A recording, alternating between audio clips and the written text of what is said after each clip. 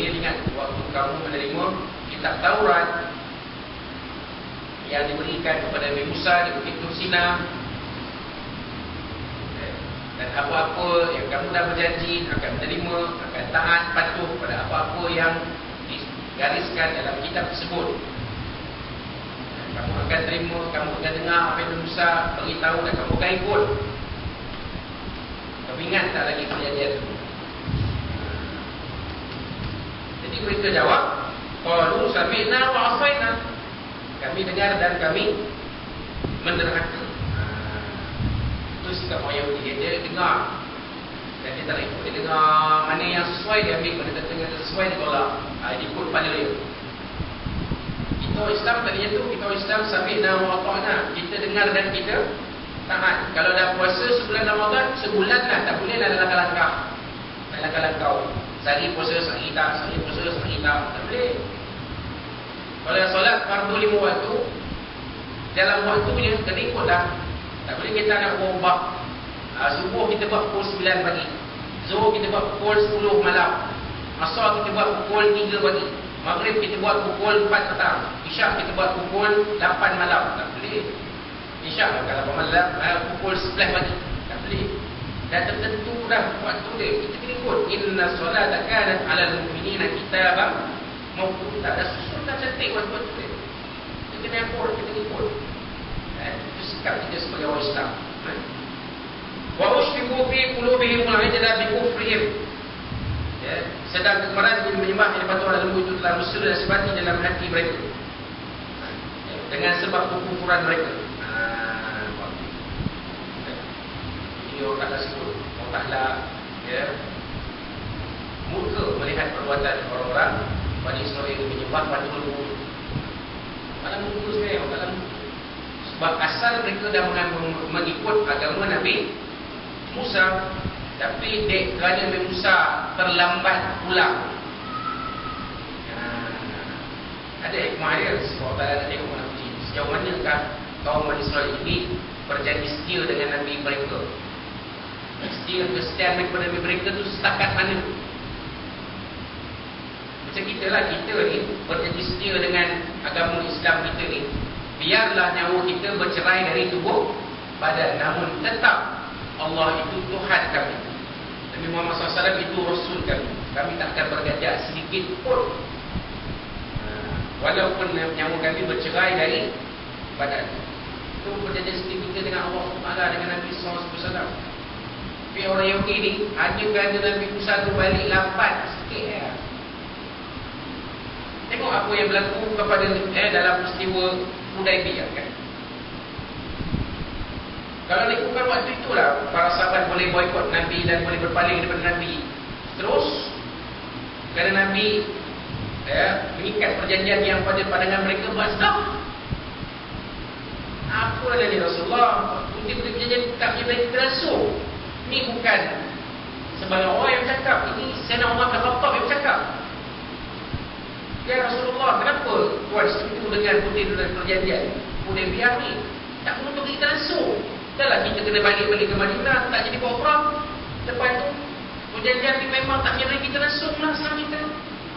Orang kita pula, mana-mana orang yang nak memeluk Islam, kita pun pulangkan balik pada mereka. Kan tanya tu. Tapi Nabi SAW bersikap bersikap ihsan. Nabi tak lawan. Nabi dia tak apa. Kamu tengok. Selepas punya Hudaibiyah, jumlah orang yang memeluk agama Islam makin ramai. Sebab waktu itu sudah ada perjanjian damai antara kerajaan Nabi SAW dengan kerajaan kafir Quraisy. Jadi tak ada serang menyerang, perang-perang, tak ada.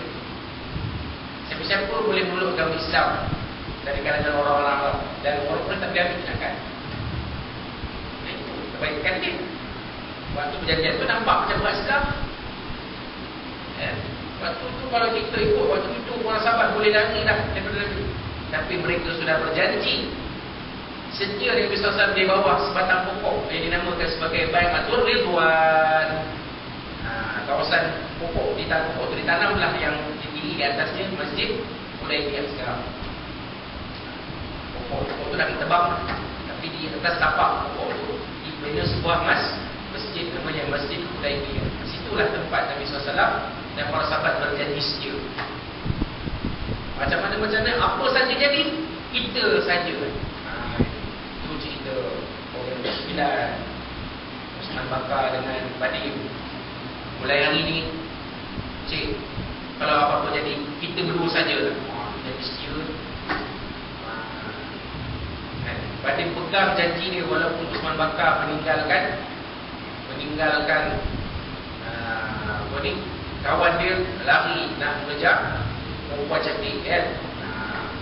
Badim tetap setia. Cik, ingat lagi tak? Kita berjanji. Dia Osman Bakar terjun. Bukankah kita telah berjanji dulu, cik, kita akan hidup semati. Tapi Bani Israel tengok, hanya dia lewat 10 hari ya. Ciao. Itulah perangai Bani Israel. Apa penjaraannya? Orang Yahudi ini memang tak boleh dibuat berjanji. Tak dibuat. Nak mengajar orang Yahudi ni, apa caranya?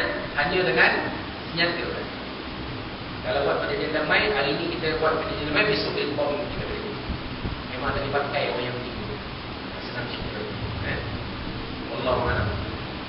Qul bi'sa ma yaqukum bihi imanukum in kuntum mu'minin. Amat jahatlah apa yang disuruh oleh kamu itu kalaulah kamu orang-orang yang beriman. Ini perbuatan Allah Ta'ala nak beritahu, perbuatan orang-orang Israel ini sangat-sangat keji. Dah beriman kemudian jadi kufur. Ini bab lembu kan.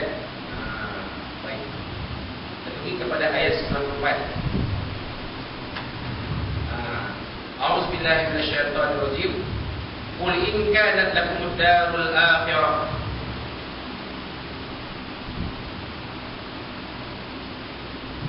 Qul in kanat lakumud darul akhirah indallahi khalisatan min dunin nas. Ya sallallahu alaihi wasallam, maksudnya katakanlah wahai Muhammad kepada kaum Yahudi, kalau syurga dan negeri akhirat itu telah menjadi hak istimewa untuk kamu pada sisi hukum Allah, yang boleh dicampuri oleh orang-orang lain seperti kamu lakukan itu. Ya, fatamannawul mauta in kuntum shadiqin, maka cita-citakanlah mati supaya kamu matikan sekarang juga. Itu betul kamu orang-orang yang benar. So tak langsung Nabi cakap pada Yahudi, kalau betul langsung ini hak ketika kamu mati lah dah. Tak payah nak tunggu sampai kemudian. Sekarang minta pada Tuhan supaya mati. Tak berani pula dia orang. Tak berani. Dunia ni tempat yang seronok, segala kenikmatan yang ada. Tak berani dia makan cukup, pakai cukup, duit saja yang tak pernah tengok. Itu cerita apa tuan? Cerita Labi-Labi Hajah Bakhilah cakap, saya ni isteri Haji Bakhil. Selama berkahwin di Bakhil ni, segala serba-serbi je mewah. Makan cukup, pakai cukup, duit dia saja yang tak pernah saya tengok. Jadi itu nikmat dunia lah dah. Makan cukup, semua cukup dah. Macam kita sekarang di Malaysia ni, makan cukup tuan. Apa je kita nak makan semua ada. Bermula malam besok murid, besok malam murid, makan apa, lusa murid, tiap-tiap malam murid, makan cukup-cukup. Ada malam tertentu ada buka puasa pula. Semua saya ada buka puasa malam. Bukan setiap malam lah, ada malam-malam tertentu lah, special night. Makan nasi mani, nasi Arab. Telefon saya, Ustaz ni datang buka puasa di sini. Ada apa tuan? Kita malam ni ada buat nasi Arab. Jadi minta Ustaz datang malam ni untuk buka puasa bersama kami, dan kalau boleh jadi imam tarawih sekali. Saya pun tak nak kan nasi Arab tu. Malaysia ni Allah Ta'ala berikan kenikmatan. Negara kita ni Allah Ta'ala berikan kenikmatan, makanan yang melimpah ruah, nikmat segala-galanya. Makan mewah, pakai pun mewah. Pakai tahun ni, color ni, tahun depan color tu kan. Tahun ni color coklat. Semua dengan suami kita, anak-anak semua coklat. Orang perempuan carilah kain di Kamda tu yang tanah coklat. Corak-corak lain tak apa, tapi tanah coklat. Kalau tahun ni hijau turquoise tema ni.